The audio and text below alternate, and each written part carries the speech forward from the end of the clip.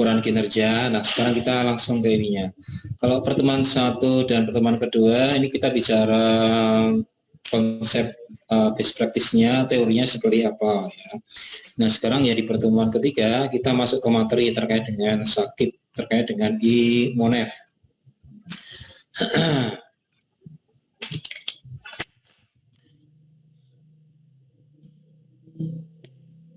Nah, kenapa MONEF dapat meningkatkan kinerja? Jadi ketika kita bicara MONEF, paling tidak kita berharap supaya MONEF yang dilakukan itu bisa meningkatkan kinerja.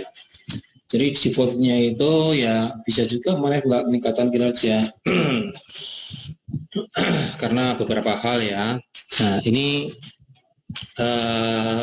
slide ini menginformasikan sebenarnya MONEF itu ya bisa meningkatkan kinerja. Caranya melibatkan sistem MONEF dalam siklus kebijakan. Siklus kebijakan itu yang ini: review policy, develop policy, and bikin planning, prepare budget, dan seterusnya. Nah, paling tidak ini ada tahapan MONEF, ada MONEF pada tahapan siklus kebijakan ini. Terus yang kedua, sistem MONEF dapat memberikan informasi yang unik tentang kinerja kebijakan atau program atau proyek baik di tingkat nasional, sektor atau daerah. Nah, ini ada di artikel yang saya share untuk tugas kelompok. Nah, bagaimana evaluasi bisa lebih berguna? Ini konteksnya, evaluasi itu kadang sekedar ini aja ya, sekedar menggugurkan kewajiban, sekedar untuk pemenuhan fungsi organisasi. Dalam arti antara cost dan benefitnya itu tidak seimbang. Antara cost dan benefit tidak seimbang, terus output yang diberikan evaluasi ini kurang nendang, kurang bisa maksimal ya. Nah, bagaimana supaya evaluasi bisa lebih maksimal manfaatnya dalam proses penganggaran? Yang pertama itu perlu dibedakan antara informasi yang dibutuhkan oleh unit penganggaran dan oleh unit satker. Jadi kan kita kan ada MONEF macam-macam kan. Nah, MONEF itu yang mengimplementasikan adalah satker. Nah, kalau satker biasanya itu dia ranahnya di sisi belanja. Tapi di sisi lain ada juga unit yang terkait dengan penganggaran. Makanya perlu dibedakan nih kebutuhan MONEF untuk unit yang terkait dengan penganggaran dengan kebutuhan MONEF untuk unit yang terkait dengan pengeluaran atau satker. Kalau enggak ya nanti ini satker hanya merasa sekedar untuk menginput data MONEF tanpa merasakan manfaatnya seperti apa. Yang kedua, kan ada unit penganggaran, ada unit belanja. Unit penganggaran ini kalau untuk evaluasi dia fokusnya ke pengendalian pengeluaran. Tapi kalau satker unit pengeluaran ini fokusnya ke peningkatan belanja. Pengendalian satunya lagi peningkatan. Kalau unit penganggaran evaluasinya untuk menentukan program mana yang dihapuskan atau dikurangi. Bentuk evaluasinya bisa outcome evaluation, program logic analysis, dan seterusnya. Kalau satker, evaluasinya berperan sebagai pedoman untuk memperbaiki desain program. Untuk evaluasinya, proses evaluation. Nah, ini ada di materinya Mark Robinson, Connecting Evaluation and Budgeting. Ini di jurnal ya, kalau nggak salah. Terus, jadi MONEF itu ketika diimplementasi belum tentu berhasil. Kadang-kadang ya gagal, kadang-kadang ya nggak sesuai dengan ekspektasi yang diharapkan. Nah, agar MONEF itu bisa diimplementasikan secara maksimal, maka pemuatan hasil MONEF ini perlu diintensifkan pada satu atau lebih tahapan siklus kebijakan. Kan ini ada siklus kebijakan kan, Nah, ini paling tidak ada lebih dari tahapan, paling tidak ada implementasi monef pada 2 ini tahapan lah ya. Jadi paling tidak ada 1 atau lebih tahapan pada siklus kebijakan yang memanfaatkan hasil monef. Terus kualitasnya juga perlu diandalkan nih. Kualitas informasinya dapat diandalkan, terus adanya keberlanjutan sistem monef tanpa terpengaruh oleh perubahan administrasi atau pengambilan kebijakan. Ganti pimpinan biasanya ganti ini nih, ganti kebijakan atau apa. Nah, siapapun pengambil kebijakan, siapapun pemimpinnya, siapapun pimpinannya, maka sistem monef itu harus dijaga eksistensinya. Bukan berarti kalau ganti pimpinan maka sistem monefnya itu ganti-ganti gitu ya. Nah, ini keberlanjutan, kontinuitas sistem monef juga perlu dijaga tanpa terpengaruh oleh perubahan administrasi atau pengambil kebijakan. Nah, itu konsep dasarnya. Minum dulu.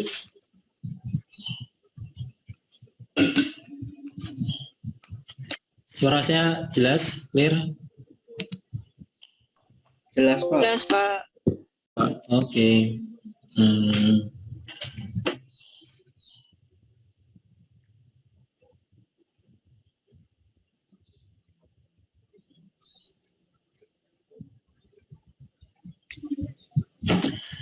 Lesson learned terkait dengan implementasi monef. Jadi monef itu kan sudah dilaksanakan oleh berbagai negara, dilaksanakan oleh berbagai pemerintahan. Nah, ini menurut Kate McKay dalam conceptual framework for monitoring and evaluation, lesson learned dari implementasi sistem monef itu perlu adanya kebutuhan substantif terhadap informasi monef. Jadi kebutuhan substantif informasinya itu apa? Ya. Jadi perlu dipikirkan, misalkan kebutuhan substantif informasinya itu misalkan terkait dengan capaian outputnya berapa, kinerja outputnya seperti apa. Terus perlu ada nih insentif. Jadi kalau orang melakukan monitoring, evaluasi, ini kan pekerjaan yang apalah ya, pekerjaan yang mungkin kurang strategis ya, mungkin loh ya, ada anggapan yang kurang strategis. Padahal monef itu bisa memberikan feedback untuk pengambilan kebijakan. Nah, ini perlu ada inisiatif nih, perlu ada insentif bagi pihak-pihak yang melakukan monef, biar lebih responsif lagi. Terus memetakan fungsi monef yang sudah ada. Jadi monef itu kan biasanya suka dikembangkan ya. Untuk yang pengembangan yang lebih baik lagi, maka monef-monef yang sudah ada fungsinya itu apa saja perlu dipetakan, terus dikembangkan untuk bisa lebih baik lagi. Yang berikutnya itu terkait dengan implementasi monef, ini kadang seringnya itu perlu ada dorongan, perlu ada supporting dari pihak pimpinan. Kalau pimpinannya aware terkait dengan evaluasi ya, maka monef bisa berjalan. Tapi kalau pimpinannya tidak terlalu aware atau tidak memberikan perhatian terkait dengan kebutuhan evaluasi ya, maka ini implementasi monef kurang sesuai dengan yang diekspektasikan. Terus adanya kemampuan untuk merancang, mengembangkan, mengevaluasi sistem dari unit yang bersangkutan. Terus tidak perlu mereka ulang, harusnya mereka yasa ulang ya. Nah, ini kurang 2 huruf, saya benerin dulu di komputer saya yang asli sebentar. Mereka yasa ini pertemuan ke-3. Mana ya? Pertemuan ketiga monef.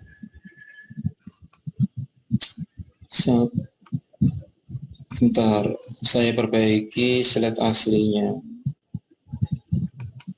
Halaman 7. Halaman merekayasa ulang. Nah, terus menggunakan sistem MONEF perlu dibarengi dengan pelatihan berkait tools, metode, dan seterusnya. Terus menggunakan sistem MONEF yang efektif itu membutuhkan sabar, dan waktunya itu nggak sebentar ya, ada cukup jangka panjang. Nah, ini terkait dengan milestone atau apa? Milestone itu terkait dengan tonggak-tonggak waktu sejarah terkait dengan implementasi MONEF di Indonesia. Di tahun 2000-an kita belum punya sistem MONEF ya.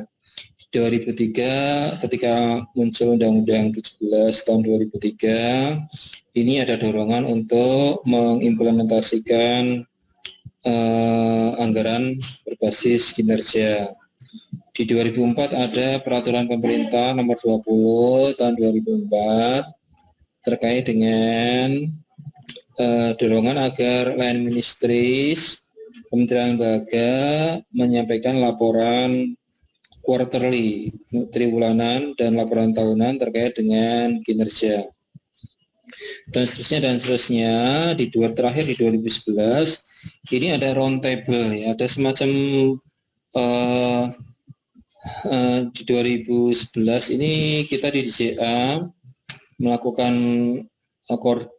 round tables, perundingan koordinasi round table dengan Bappenas, dengan Bank Dunia kalau nggak salah ya, Bank Dunia atau IMF saya lupa. Kita bicarakan terkait dengan evaluasi, terkait dengan monitoring evaluasi anggaran. Waktu itu saya ikut juga sih, difasilitasi oleh Bank Dunia atau IMF saya lupa ya. Jadi ada konsultannya, ada pembiayaannya itu dari World Bank atau dari IMF saya lupa. Kita dikumpulkan, ada Kementerian Pekerjaan Umum selain Bappenas ya, Kementerian Pekerjaan Umum, Kementerian Kesehatan, Kementerian apalagi ya saya lupa nih, kementerian yang besar-besar lah ya, dikumpulkan untuk dijadikan pilot project terkait dengan evaluasi. Saya waktu itu 2011 masih terlibat ya, sehingga saya dulu kumpul di Hotel Senen itu namanya apa lupa. Nah, ini penjelasannya tadi sudah.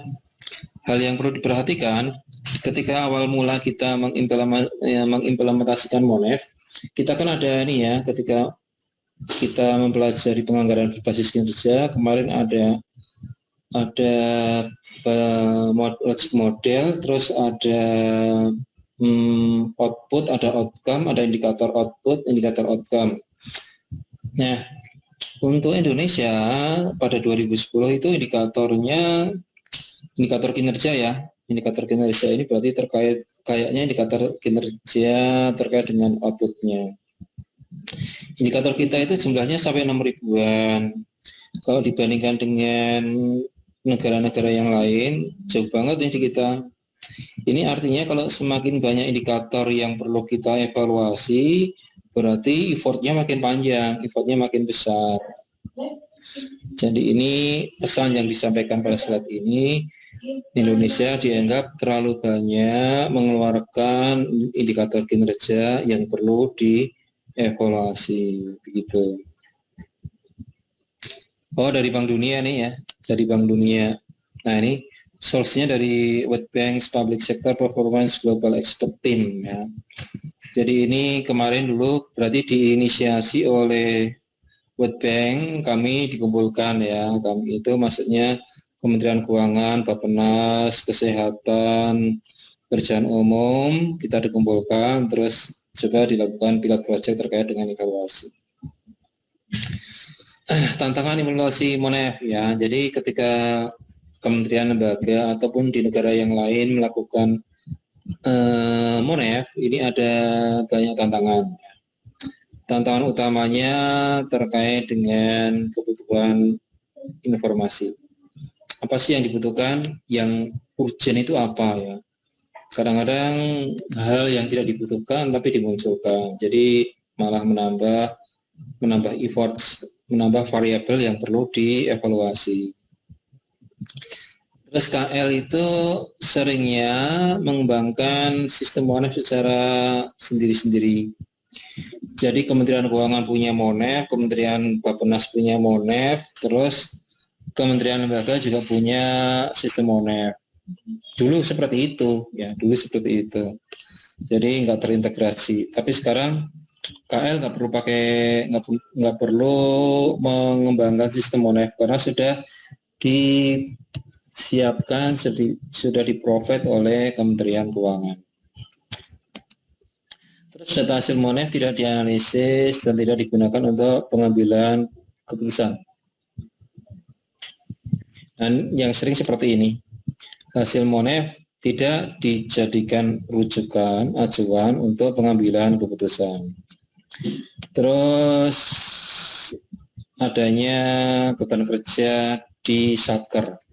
Satker disuruh membuat laporan terkait dengan evaluasi. Bappenas meminta Satker untuk membuat evaluasi anggaran. Kementerian Keuangan, DJA meminta Satker untuk membuat evaluasi. Terus Dijen Perbendaharaan meminta Satker untuk melakukan evaluasi. Terus Kemenpan RB meminta Satker untuk membuat laporan kinerja. Nah, akhirnya Satker bebannya tinggi nih terkait dengan laporan yang harus diberikan kepada DJA, kepada DCPB, kepada Bappenas, kepada Kemenpan RB. Terus tantangan berikutnya nggak ada insentif, jadi sudah melakukan effort yang cukup lumayan, tapi insentifnya itu nggak ada ya. Kalau di tempat lain ya kadang ada insentif ya, misalkan kalau ada kegiatan apa itu ada insentif, misalkan jadi honor team atau apalah. Beda kalau yang ini nggak ada insentifnya, jadi kadang-kadang ya bikin inilah, bukan bikin ini dikerjakan sekedar untuk dalam tanda petik memenuhi kewajiban. Terus awalnya lebih Monef itu lebih menekankan pemantauan daripada evaluasi. Kalau pemantauan kan berarti hanya mengawasi ya, tapi kalau evaluasi berarti ada pengukuran kinerja. Jadi fokusnya dulu lebih ke pemantauan dibanding pengukuran kinerja. Yang lain lagi peraturannya suka tumpang tindih. Terus KL punya sistem monitoring internal masing-masing ya. Terus banyaknya sumber daya untuk monitoring rutin. Terus banyaknya indikator kinerja yang perlu dimonitoring dan evaluasi. Itulah tantangan terkait dengan implementasi Monef. Nggak hanya di kita ya, tapi di negara lain juga seperti itu. Nah, ini beberapa lembaga yang terlibat dalam Monef di Indonesia nih. Yang pertama Bappenas, yang kedua Kementerian Keuangan, yang ketiga Kementerian Pendayagunaan Aparatur Negara. Terus dulu ada namanya UKP 4, unit for Development Monitoring and Control, unit pengawas, unit kerja pengawasan, lupa saya. UKP 4 unit kerja pemantauan pengawasan, lupa saya. Nah, ini ada beberapa unit-unit nih yang untuk melakukan monitoring. Satker diminta untuk memberikan laporan kepada unit-unit yang ini. Jadi lognya tinggi. Nah, terus sekarang masuk ke laporan kinerja. Nah, kemarin kalian kan saya minta untuk mengumpulkan ini ya, laporan kinerja di masing-masing Satker. Maksudnya supaya kalian itu lebih aware. Kalian bisa membayangkan dokumen laporan kinerja itu seperti apa. Kalau di sini saya sampaikan secara teori Lakin itu seperti apa, Sakib seperti apa. Kalau kalian belum pernah melihat dokumennya, belum mengakses dokumennya, kalian hanya bisa membayangkan tanpa melihat bentuk makhluknya seperti apa. Tapi kalau kalian sudah pernah mengakses namanya Lakin, kalian bisa membayangkan ketika di sini kita bicara laporan kinerja, kalian bisa melihat, bisa membayangkan di laporan kinerja ada target, ada capaian. Terus ada realisasinya berapa, nilai capaiannya berapa.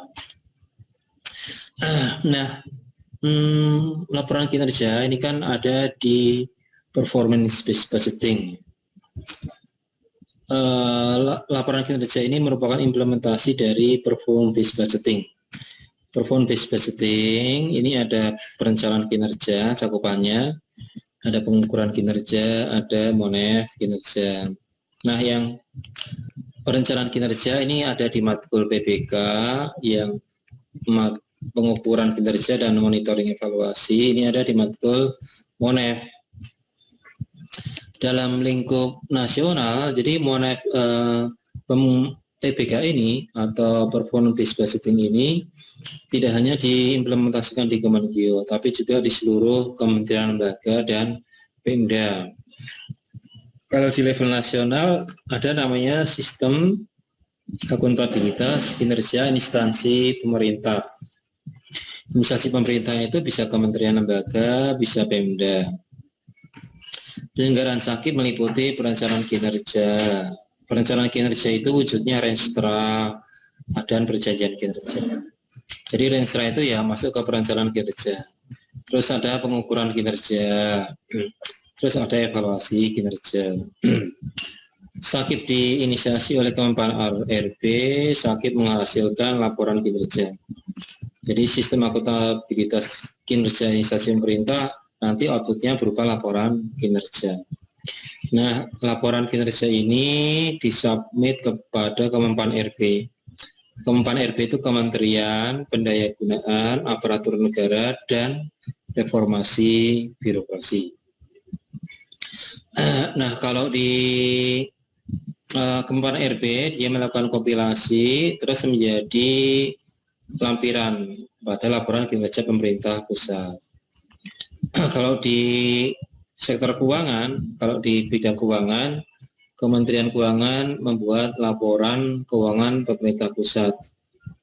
Nah, laporan kinerja pemerintah pusat yang dikompilasi Kemenpan RB ini menjadi lampiran laporan keuangan pemerintah pusat. Namanya juga LKP juga sih ya, ini kan ya. Ini laporan kinerja pemerintah pusat yang mengkompilasi yang dibuat oleh Kemenpan RB, hasil kompilasi dari seluruh laporan kinerja KL.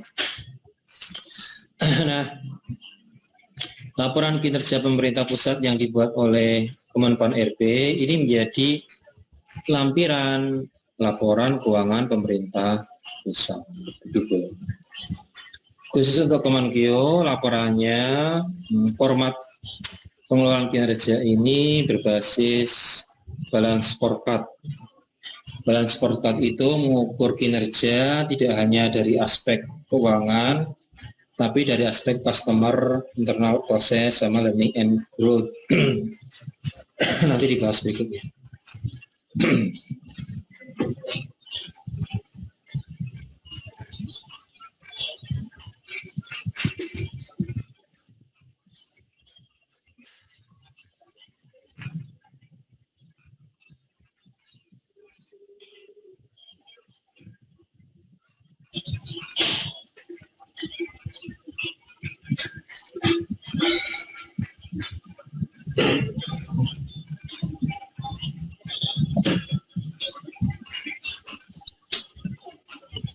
Nah, tadi ada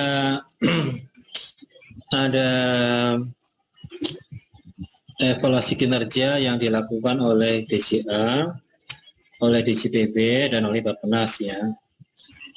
Nah, ini sebetulnya kalau kita telusuri laporan evaluasi kinerja yang dilakukan oleh DCA, ini konteksnya terkait dengan pelaksanaan RKKL. Terkait dengan pelaksanaan RKKL ini Dirjen Anggaran membuat laporan evaluasi kinerja anggaran. Terus kalau dalam konteks pelaksanaan belanja, kalau tadi pelaksanaan RKKL, dalam konteks pelaksanaan belanja, Kementerian Dirjen Perbendaharaan menyelenggarakan review pelaksanaan anggaran dan spending review. Terus dalam konteks pelaksanaan rencana pembangunan nasional, ini Bappenas menggerakkan IMONET. Jadi evaluasi kinerja anggaran, review pelaksanaan anggaran, spending review, IMONET sebetulnya itu ya mirip-mirip juga, makhluknya mirip-mirip juga, barangnya mirip-mirip juga.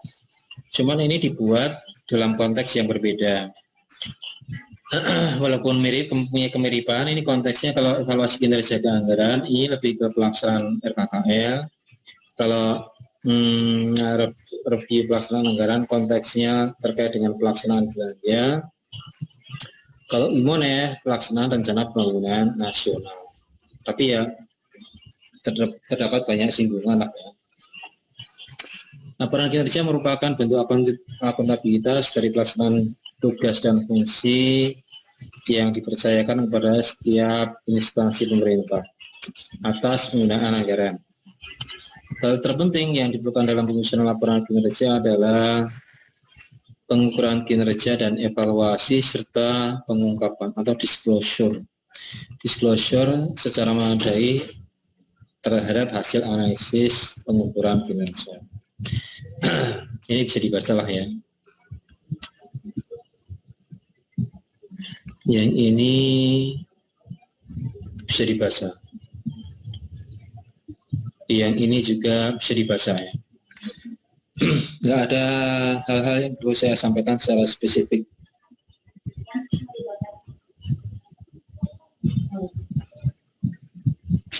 Oke, saya skip.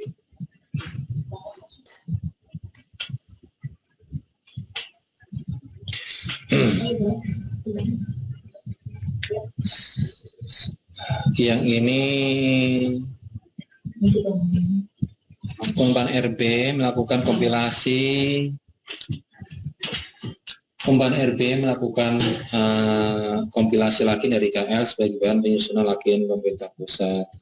Lakin pemerintah pusat tadi disampaikan ke Presiden melalui Menkyu paling lama 5 bulan setelah tahun anggaran berakhir. BPKP melakukan review atas lakin pemerintah pusat dalam rangka meyakinkan keandalan informasi. Terus lakin PP, lakin pemerintah pusat tadi menjadi lampiran laporan keuangan pemerintah pusat. Apa tujuan laporan kinerja? Tujuan pelaporan kinerja itu untuk memberikan informasi kinerja yang terukur pada pemberi mandat. Yang kedua, sebagai upaya perbaikan secara berkesinambungan. Bisa dibaca lah ya. Ini contoh perjanjian kinerja. Ini perjanjian kerja. Kalau di unit kerja ditentukan nih sasaran kegiatannya apa, indikator kinerjanya apa, targetnya apa, anggarannya berapa. Nah ini nanti perjanjian kinerja ini menjadi kontrak kinerja antara pimpinan, atasan pimpinan unit kerja dengan pimpinan unit kerja. Dan ini nanti akan dielaborasi, akan dirinci, akan di breakdown, akan di cascade down ke pelaksana, kepada seluruh pegawai. Terus, pengelolaan kinerja berbasis balance scorecard. Ya. Jadi, kenapa muncul balance scorecard? Balance itu artinya menyeimbangkan. Apa yang disimbangkan? Yang disimbangkan adalah selama ini laporan kinerja itu fokusnya lebih berat kepada aspek keuangan. Nah, aspek keuangan itu sangat dominan dalam laporan kinerja. Nah, dengan konsep balance scorecard, konsep ini disimbangkan. Tidak hanya aspek finansial yang perlu disoroti, tetapi aspek non-finansial, yaitu terkait dengan perspektif customer, internal business process, dan learning and growth. Jadi balance scorecard itu artinya scorecard, kartu skor yang membalanskan, ya, menyimbangkan dari antara perspektif finansial, perspektif customer, internal business process, terus learning and growth. Nah, itulah kenapa disebut sebagai balance karena sebelum-sebelumnya pengukuran kinerja itu lebih fokus ke kinerja keuangan, gitu ya. Nah, apa itu 4 perspektif tadi? Perspektif tadi finansial. Finansial itu berarti yang diukur adalah peningkatan pendapatan.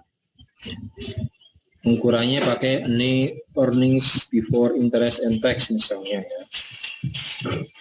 Terus kalau perspektif customer, apa yang diukur?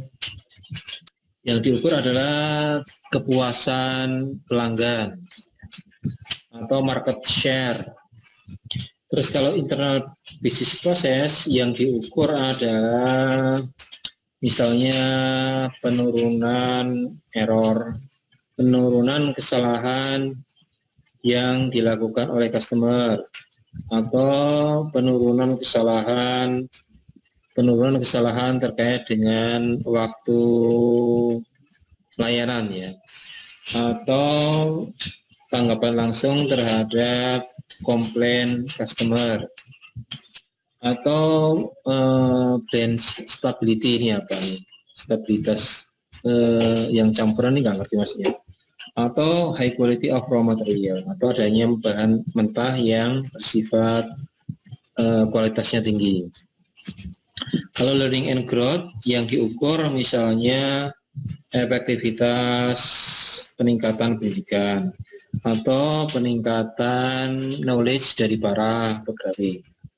Jadi ini 4 perspektif dalam balance scorecard yang diukur. Ini misalkan increase earning dan seterusnya. Nah, untuk Kementerian Keuangan yang perspektif finansial itu diganti menjadi stakeholder. Karena kalau Kementerian Keuangan itu kan secara organisasi dia bukan organisasi yang mencari laba ya, bukan organisasi yang mencari keuntungan, mencari laba. Makanya perspektif finansial diubah menjadi perspektif stakeholder. Apa itu bedanya stakeholder dengan customer? Kalau customer, dia itu pihak luar yang terkait langsung dengan pelayanan organisasi. Kalau stakeholder, ini adalah pihak internal ataupun eksternal yang secara langsung ataupun tidak langsung memiliki kepentingan terhadap output organisasi. Jadi stakeholder itu lebih luas dibandingkan customer. Kalau customer itu adalah pihak eksternal terkait langsung dengan layanan organisasi. Tapi kalau perspektif kalau stakeholder ini dia bisa internal, bisa eksternal. Nah, kalau customer itu misalnya apa? Kalau customer contohnya wajib pajak. Di Kementerian Keuangan kan punya customer ya. Kalau di Dijen Pajak dia customernya wajib pajak. Kalau di Dijen Anggaran customernya kementerian lembaga. Kalau di Dijen Perimbangan Keuangan customernya adalah pemerintah daerah. Kalau KPPN customernya adalah Satker. Kalau Kanwil customernya apa? Customernya KPPN. Nah, kalau stakeholdernya Kementerian Keuangan adalah DPR misalnya ya, atau Presiden atau BPK, itu stakeholdernya Kementerian Keuangan. Berikutnya terkait dengan hubungan antara renja dengan kinerja. Jadi secara umum pengelolaan kinerja ini dimaksudkan untuk meningkatkan kinerja pegawai dan organisasi. Keberhasilan organisasi dalam meningkatkan kinerja diukur melalui target kinerja yang ditetapkan dalam kontrak kinerja. Kontrak kinerja tersebut bagian dari eksekusi sistem perencanaan strategis yang tampak dalam gambar berikut. Ini ada kontrak kinerja. Jadi kalian nanti kalau jadi pegawai juga ada kontrak kinerja. Kalau dosen kontrak kinerjanya ini memberikan layanan kepada para mahasiswa. memberikan layanan kepada para mahasiswa. Yang diukur adalah tingkat kepuasan mahasiswa terhadap pelayanan yang diberikan oleh dosen. Jadi kalau kalian biasanya kalian nanti setelah, bukan biasanya, pasti kalian kalau setelah semesteran kalian diminta untuk melakukan evaluasi terhadap BAAK dan evaluasi terhadap dosen, gitu kan. Kalian dosennya diajar siapa saja, terus kalian diminta untuk mengevaluasi masing-masing dosen. Nah, hasil evaluasi itu kalian mengukurnya dari rentang 0 sampai 100 kan ya. 0 sampai 100, atau 0 sampai 10 ya. 0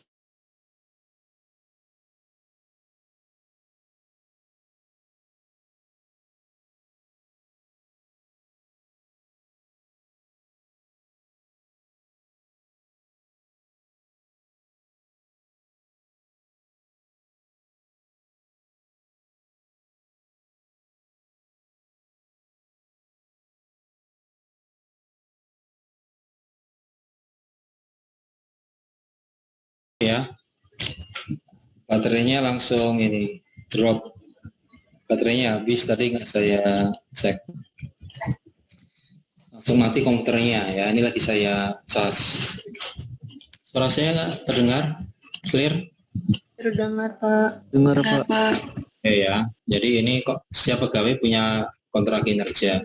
Kalau dosen itu kontrak kinerjanya misalnya tadi memberikan layanan kepada mahasiswa, terus ukurnya pakai kuesioner. Seberapa besar layanan yang diberikan oleh dosen kepada mahasiswa, seberapa besar tingkat kepuasan mahasiswa terhadap proses pembelajaran yang dilakukan oleh BAK dan oleh dosen kalian ini ya. Terus kontrak kinerja berikutnya kalau dosen misalnya ini membuat video pembelajaran ya. Jadi setiap dosen itu membuat video pembelajaran. Biasanya nanti kalian disuruh untuk like ya, memberikan tanda like. Saya rencananya mau bikin video terkait dengan Monek pertemuan 1 dan pertemuan 2. Nanti kalian silahkan dipelajari untuk persiapan UTS gitu kan. Jadi kalau kalian nanti UTS silahkan belajar video saya gitu kan. Terus di situ mungkin ada soal latihan latihannya. Tapi belum sempat saya bikin nih. Baru rencana tapi belum sempat saya bikin. Nah, kalau di KPPN itu kemarin ini kan ya, ini contoh kontrak kinerja nih, dokumennya ini. Kemarin saya ambil contoh yang dari Bandung. Loh, mana ya? Wah, ini yang lama belum saya update. Sebentar, saya ambilkan yang sudah ada ininya.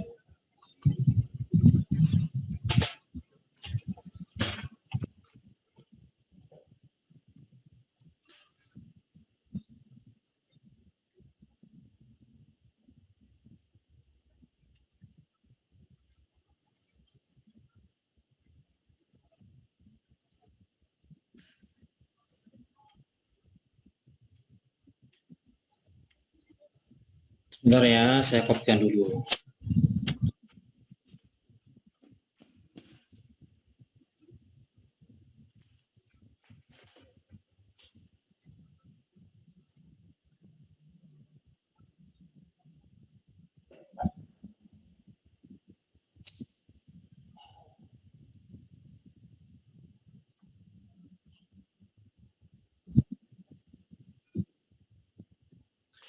Misalkan ya. Nah, ini adalah laporan kinerja, saya ambil contoh di Bandung 1 ya.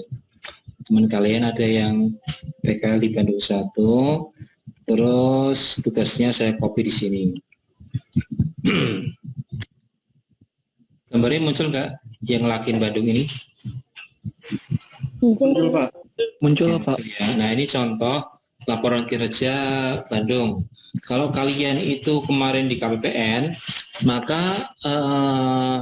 kinerjanya, indikator kinerjanya itu misalkan ini Coba lihat yang ini nomor 4AN ya. Ini 4AN di atas nih.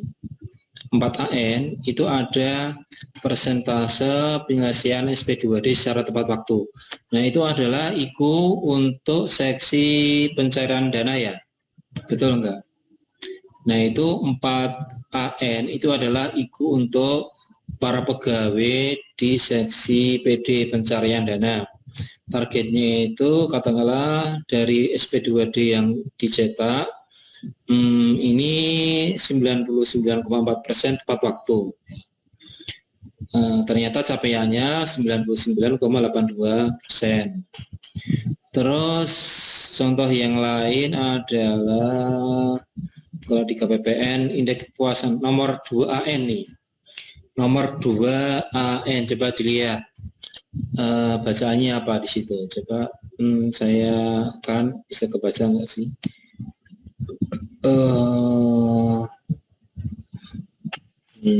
Apa ya?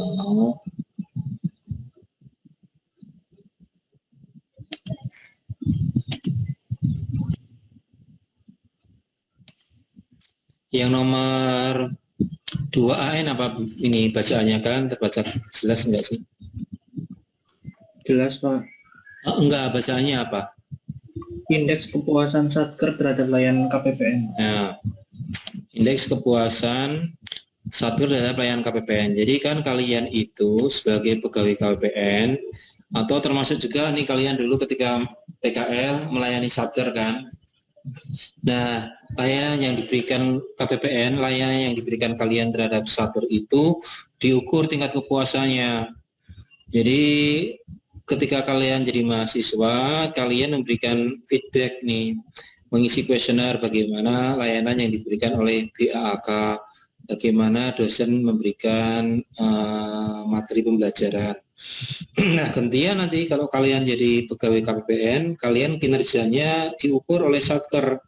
Seberapa jauh Satker itu mengalami kepuasan terhadap layanan yang diberikan oleh para pegawai KPPN.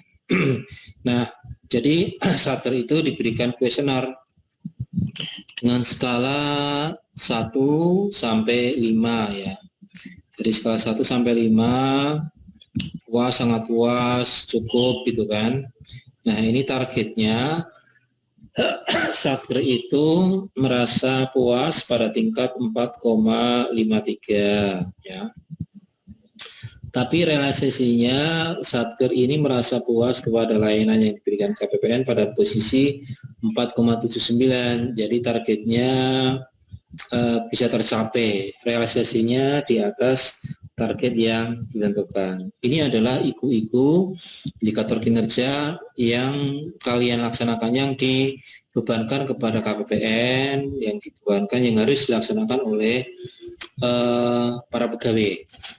Jadi ini ketika kita bicara indikator kinerja, kalian bisa terbayang, ini loh, bentuknya seperti ini. Nah, capaian kinerja ini dimasukkan dalam namanya dokumen laporan kinerja. Inti dari dokumen laporan kinerja ya ini aja, ini kan yang paling ini. Inti dari dokumen laporan kinerja, inti dari LAKIN, ya isinya ini maksudnya. Jadi kemarin ketika kalian mengumpulkan ini, itu adalah representasi utama, konten utama, substansi utama dari sebuah LAKIN. Ketika saya bicara LAKIN, kalian langsung terbayang, oh ini loh makhluknya LAKIN itu seperti ini. Itulah mengapa kemarin saya memberikan tugas ke kalian, biar apa yang disampaikan oleh pengajar nyambung dengan apa yang kalian bayangkan. Visioner ya biasanya, visioner banget. Mahasiswanya sih nggak tahu nih visioner apa enggak. Oke ya.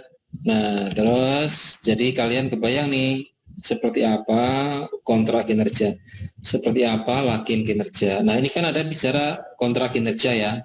Kontrak kinerjanya itu ada di target. Ini target untuk indeks kepuasan Satker targetnya 4,3. Nah 4,53 itu ada di kontrak kinerja. Kalian harus bisa mencapai ke tingkat kepuasan 4,53. Agar tercapai gimana? Ya kalian KPPN, pegawai KPPN harus memberikan pelayanan yang maksimal kepada satker, murah senyum gitu kan, sapa senyum, apalagi itu 3S, sapa senyum, apalagi sapa senyum, salaman ya, salam atau apalah ya, intinya memberikan pelayanan yang maksimal kepada KPPN, termasuk yang area free apa namanya kemarin kalian itu ada free zone apa namanya ya di KPPN, apa WBK, WBBM. WBK itu apa? Wilayah bebas korupsi. Termasuk wilayah bebas korupsi. Terus apa lagi? Yang zone-zone itu sama juga sih ya. Kenapa? Oke ya, termasuk itu juga ya. Nah, jadi ketika kita bicara laporan kinerja, intinya substansinya ya ini ya, target kinerjanya seperti apa, terus capaiannya seperti apa, nilainya seperti apa. Ini adalah substansi utama dari sebuah lagin kinerja. Nah, di sini ada target. Target itu masuknya konteksnya adalah kontrak kinerja. Kontrak kinerja pegawai harus bisa mencapai target sekian gitu ya. Ini hubungan antara Renstar Renja dengan kontrak kinerja. Terus di Kementerian Keuangan ini ada lagi yang namanya ini apa, nilai-nilai Kemenkeu kan. Nah, nilai-nilai Kemenkeu itu maksudnya ke hubungan antara nilai-nilai Kemenkeu dengan Renstra, ini masuk ke kebijakan strategis Kemenkeu. Jadi kebijakan strategis Kemenkeu itu ada di Renstra ya, masuk. Oke, terus terkait dengan pengelolaan kinerja di Kemenkeu ini ada 6 level ya. Kita sampai jam 11.10 ya. Ada 6 level ada 6 level terkait dengan pengelolaan kinerja. Yang pertama level wide. Level wide itu artinya apa? Level wide itu artinya Kemenkeu wide. Kemenkeu wide itu artinya Kemenkeu menunggu. Kemenkeu menunggu apa? Menunggu kalian lulus ya. Kemenkeu wide itu artinya berarti levelnya menteri atau wakil menteri. Terus Kemenkeu One itu levelnya eselon 1. Level 2 itu untuk pejabat eselon 2 dan seterusnya. Kalau pelaksana berarti levelnya Kemenkeu 5 ya, Kemenkeu 5. Masing-masing punya level. Nah, ini contoh komponen peta strategi. Di sini kan ada peta strategi nih. Di Renja KL, terus muncul Renja KL diterjemahkan ke dalam peta strategi dan IGO. Nah, atas peta strategi yang sudah diterjemahkan kemudian dituangkan dalam kontrak kinerja. Nah, seperti apa yang namanya peta strategi ini loh? Nah, maksud saya ini kan ada namanya peta di sini kan ada kotak namanya peta strategi. Gambaran peta strategi itu contohnya seperti ini. Ini adalah peta strategi pada level Kementerian Keuangan. Di level Kementerian Keuangan ini ada stakeholdernya DPR, Presiden, BPK, Kementerian, Pemda, Masyarakat. Customernya berarti di sini ya tadi Pemda, KL, masyarakat atau wajib pajak. Terus di level peta strategi ya, strategi di level stakeholder ya. Strategi di level stakeholder itu ini kondisi fiskal yang sehat, efektif, dan berkelanjutan. Itu namanya sasaran strategis di level stakeholder. Nah, kondisi fiskal yang sehat, efektif, dan berkelanjutan ini diturunkan dari visi Kementerian Keuangan. Terus sasaran strategis di level customer. Sasaran strategis di level customer itu misalnya kepuasan pengguna layanan yang tinggi atau kepatuhan pengguna layanan yang tinggi. Itu sasaran strategisnya. Terus sasaran strategis di level internal proses, misalnya pengendalian mutu dan pencegahan penegakan hukum yang efektif. Itu sasaran strategis di level internal proses. Nah, di internal proses ini ada rangkaian proses atau value chain. Rangkaian prosesnya dari perencanaan perumusan, terus pengelolaan, nanti akan menghasilkan pengendalian mutu. Terus di level internal growth, ini ada sumber daya internal ya.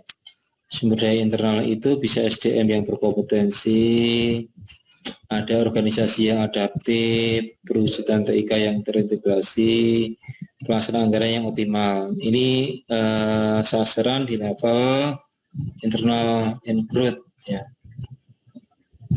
Nah, ini peta strategi di level Kementerian Keuangan berdasarkan perspektif stakeholder, customer, internal process, dan learning and growth. Tadi pengertian learning and growth itu apa sih? Ini ya, yang 4 perspektif tadi. Terus ini contoh peta strategi di DCA. Kalau peta strategi di DCA, di sini ada sasaran strategisnya di level stakeholder, misalnya perencanaan anggaran yang berkualitas. Terus sasaran strategis di level customer perspektif, misalnya pelayanan publik yang prima, atau kebutuhan publik yang tinggi terhadap kebijakan penganggaran. Terus sasaran strategis di level internal proses, misalnya pengawasan dan pemilihan itu yang efektif ya. Terus untuk level learning and growth, sasaran strategisnya misalkan SBDM yang berkompeten, organisasi yang fit for purpose, dan seterusnya ya. Ini gambaran peta strategis. Nah, untuk menyusun IGO, ini prinsipnya SMART C, specific, measurable, agreeable, realistic, time bounded, terus continuously improve ya. Ini bisa dibaca lah. Suara saya serp nih.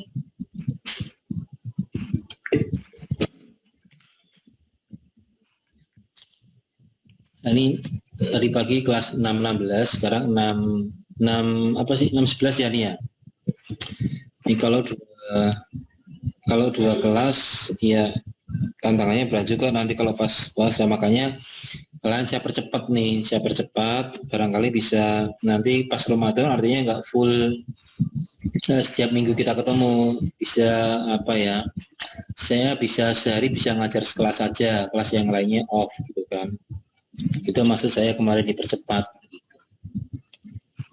Jadi kalian nanti ya kalau dipercepat satu, nanti di bulan Ramadan kalian ya bisa free satu. Jadwal kita di Ramadan itu hari apa sih? Kuliah reguler kita hari Rabu atau hari Kamis sih? Hari Kamis. Halo? Saya nggak hafal soalnya. Kamis jam pertama atau kedua? Oh, jam kedua ya, jam kedua. Aduh, kaki saya nendang meja nih.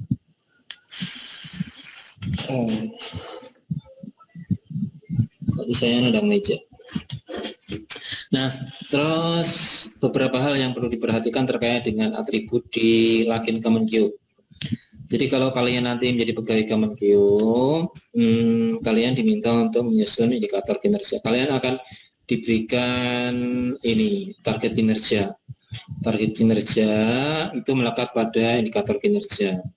Nah, kalian sudah diberikan indikator kinerjanya itu apa? Nah, ketika menyusun indikator kinerja, target kinerja, ini ada beberapa atribut yang perlu diperhatikan. Pertama, tingkat kendali, yang kedua tingkat validitas, yang ketiga terkait dengan polarisasi. Tingkat kendali itu misalnya begini. Tingkat kendali itu apa? Tingkat kendali itu kemampuan unit atau pegawai untuk mengontrol, mengelola pencapaian targetku.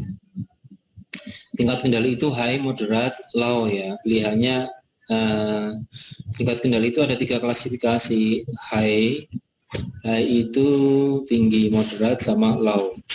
Kalau high itu artinya pencapaian target kinerja dipengaruhi secara dominan oleh pemilik itu.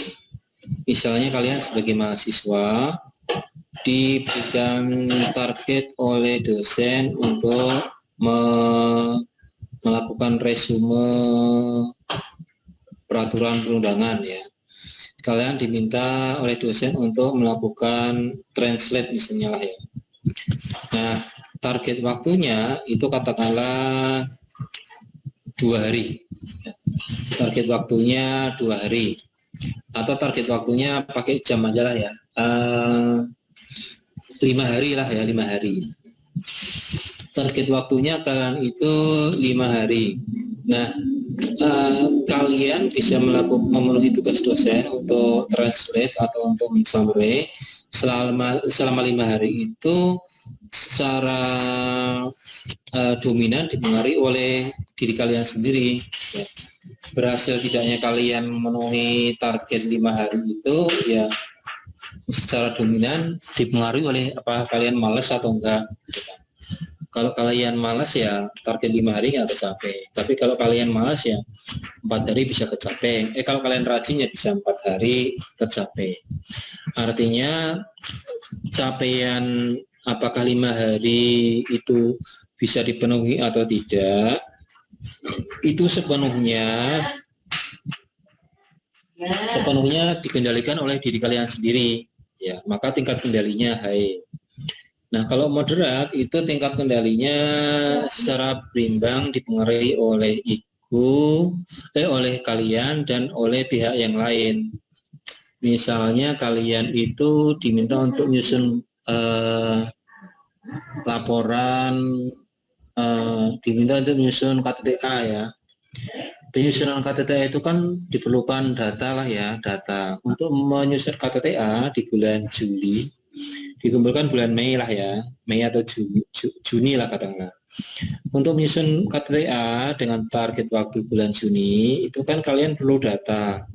Datanya itu dipengaruhi oleh pemilik data kan. Jadi pemenuhan KTTA itu secara berimbang dipengaruhi oleh pihak lain, pemilik data, dan juga oleh kalian.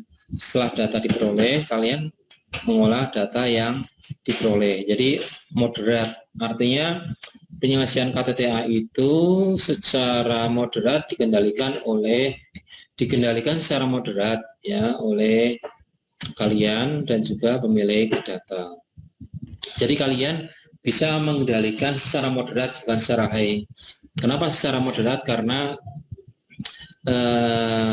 ada pihak lain yang juga mempengaruhi keberhasilan penyusunan KTTA, yaitu pemilik data. Nah, kalau tingkat kendali low itu contohnya gini. Di sini ada Alisa, ada Anggi, ada Anissa, ada Aulia, ada Dimas. Dimas nih. Dimas misalnya mau nembak siapa nih? Dimas, kamu mau nembak siapa Dimas? Halo Dimas, mau nembak siapa kamu misalnya, Alisa atau Anggi? Siapa yang penting halal? Siapa saja Pak? Oh siapa saja, Alisa dan Anggi lewat Pak. Iya ya, Alisa sama Anggi lah ya. Nah, Dimas mau nembak Alisa sama Anggi. Alisa mana Alisa? Ya, Anggi Pak. mana? Oh enggak, Alisa sama Anggi. Kalau diem berarti mau ya. Kalau diem berarti mau. Anggi mana? Kalau diem berarti mau. Ya, mau enggak? Mau tuh kan. Mau katanya Dimas ya. Nah, Dimas punya IQ, targetnya nembak Anggi gitu ya, atau mau nembak Alisa. Nah, ketika targetnya adalah nembak Anggi atau Alisha, maka yang menentukan sepenuhnya tercapai target tersebut adalah Alisha sama Anggi. Kalau Alisha bilang enggak, ya enggak. Kalau Anggi bilang iya, ya iya, gitu kan. Jadi Dimas dia tidak bisa mempengaruhi secara dominan ke Alisha sama Anggi. Jadi target untuk nembak tadi sepenuhnya dikendalikan oleh Anggi sama Alisha. Makanya tingkat kendali untuk indikator yang berupa tadi nembak Alisha sama Anggi, tingkat kendalinya low. Kebayang nggak? Kebayang, Dimas? Anggi, Alisha? Kebayang ya? Terus tingkat validitas. Tingkat validitas itu level kedekatan pengukuran IQ terhadap capaian sasaran strategis. Kurang 10 menit lagi ya. Nanti kalau jam 11.05 saya diingatkan untuk menutup ini ya kelas. Saya suka lupa. Sebentar, ini ada 621 kelas 6 sebelah.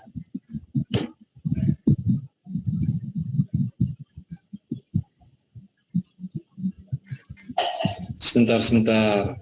Hari Senin kelas 6. Bentar ya, saya mau lihat jadwal kelas. Ini 621 jadwalnya biasanya saya tanya dulu. Sebentar ya, saya jawab ini dulu dari 621.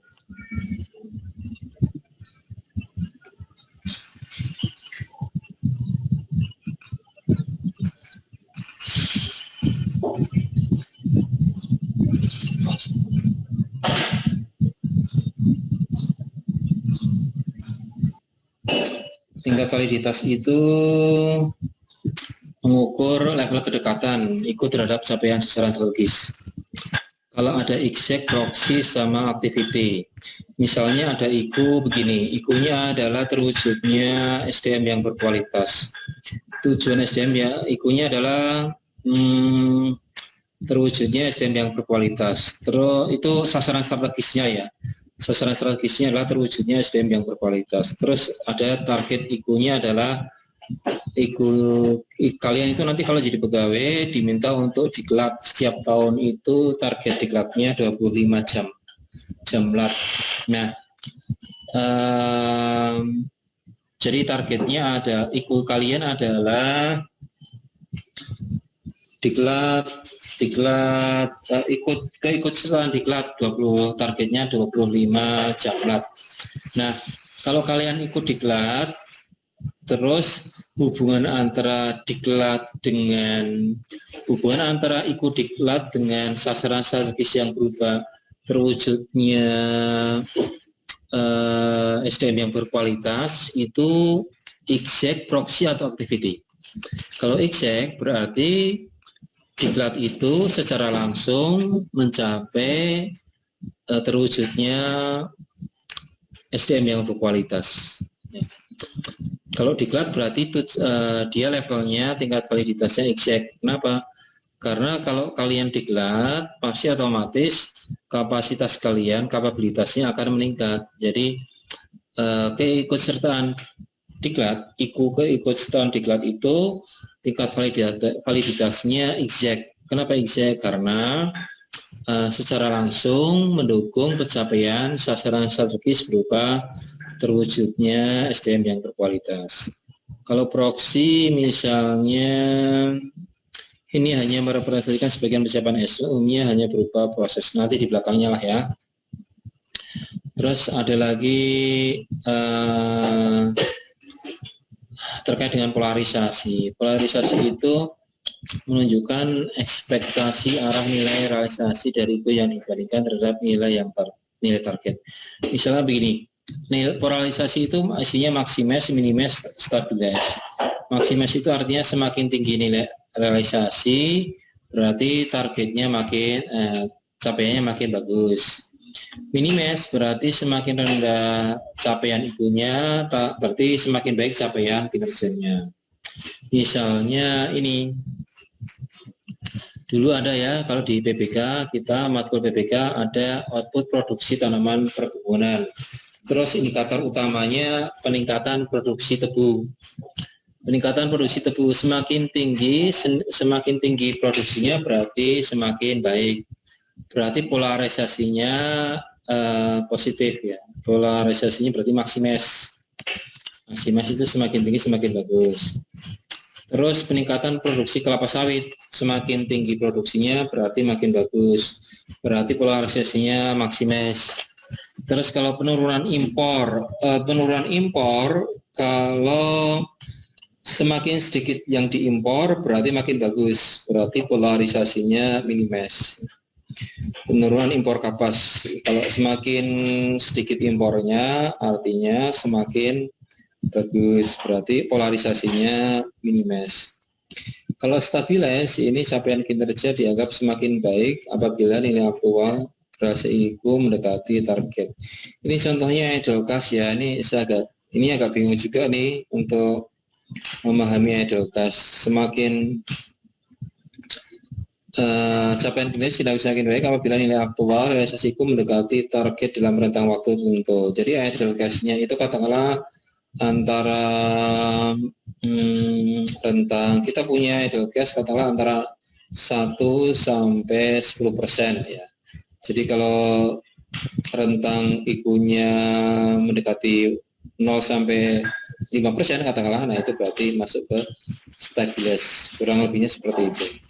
Nah ini contoh yang real ya, contoh yang real terkait dengan validitas dan tingkat kendali.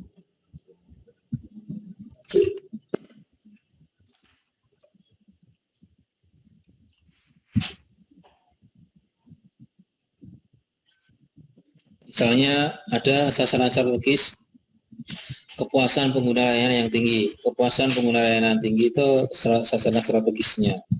Terus pegawai di kantor tersebut punya sasaran strategis kepuasan pengguna layanan yang tinggi.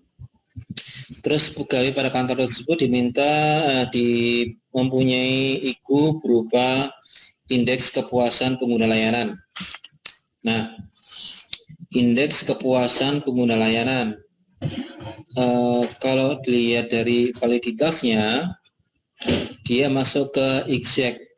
Kenapa exact? Nah, ini lihat, exact itu berarti IQ tersebut mengukur secara langsung terhadap keberhasilan pencapaian SS. Nah, saya jawab ini ya, kelas 621.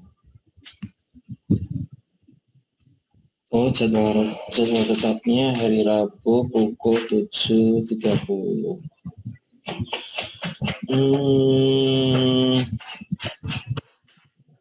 621 saya izin telepon dulu ya. Saya izin telepon ke 621. Bentar.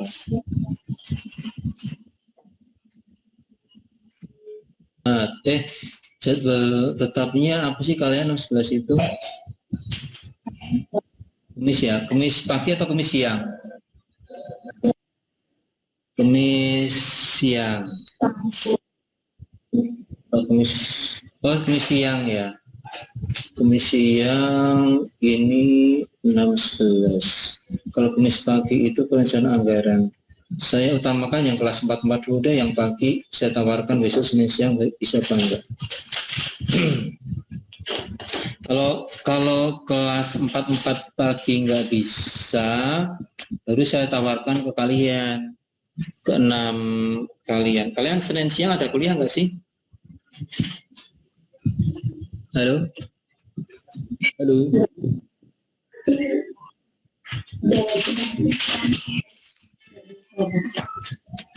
Kenapa suaranya kurang keras?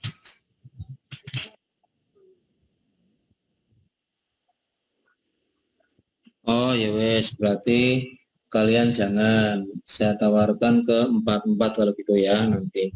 Kalau 4 nggak bisa, baru saya tawarkan ke 6 berapa tadi ya? 621 kalau gitulah, oke ya. Terus ini contohnya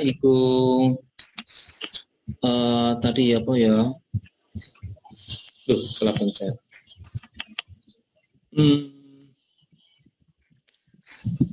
Indeks kepuasan pengguna. Terus tadi tingkat validasinya exact ya. Kenapa exact? Karena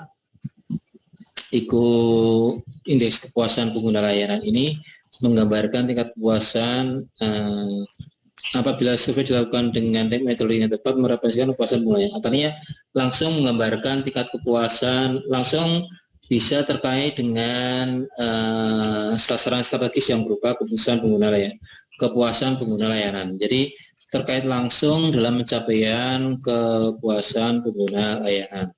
Ini yang exact ya. Exact itu ikut tersebut berkontribusi langsung terhadap pencapaian SS.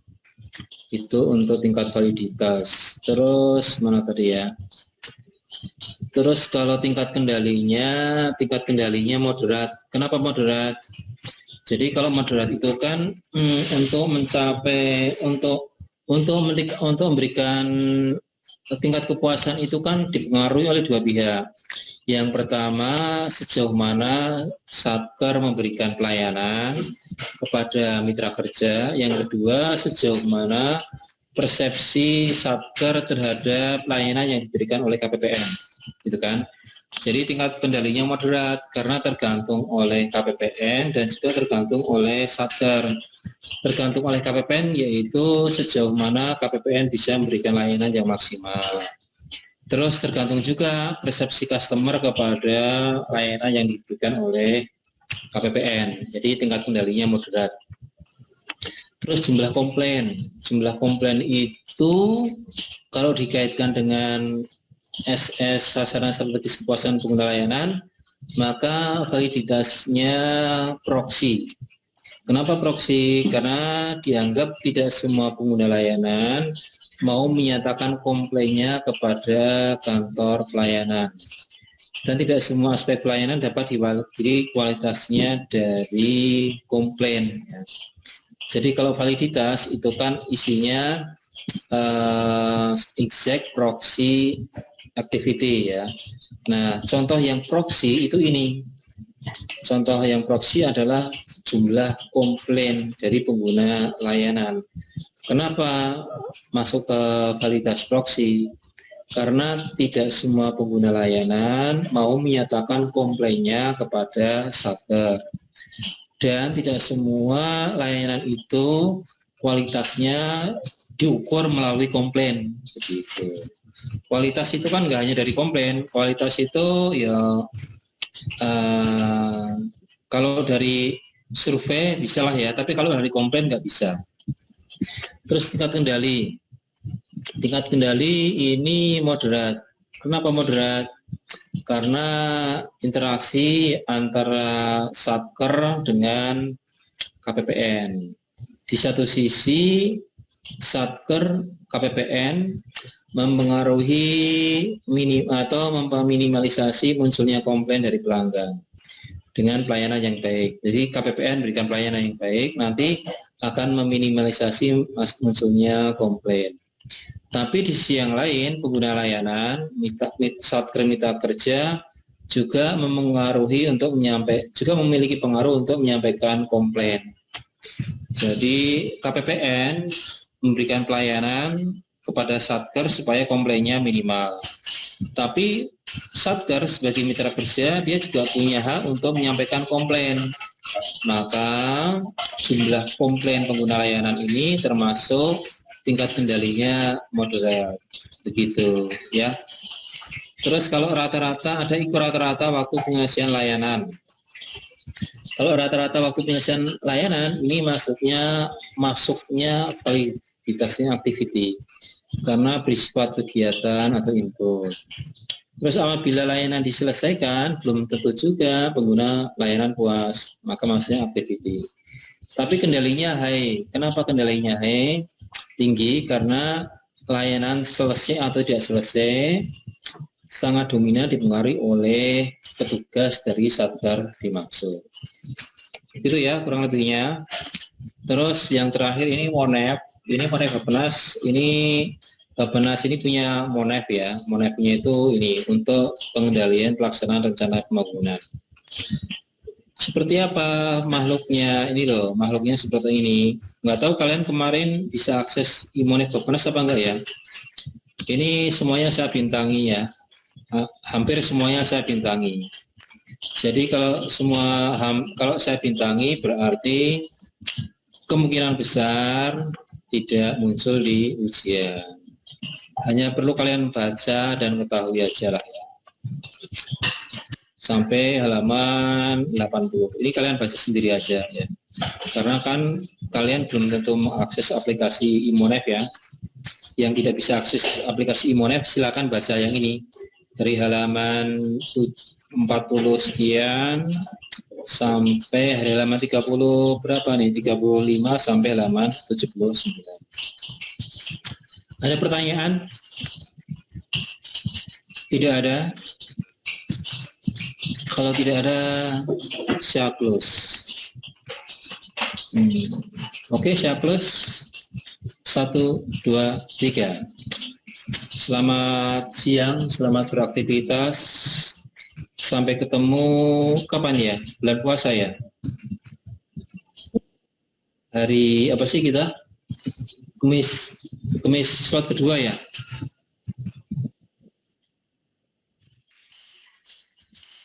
Jadwal selanjutnya kapan? Oh gitu, tanggal 22. Oke. Kalau gitu, ya wes lah ya, nanti bisa ini. Sampai ketemu pada pertemuan berikutnya. Berarti kita ketemunya pas Ramadan insya Allah ya. Oke. Selamat menempuh bulan Ramadan, semoga sehat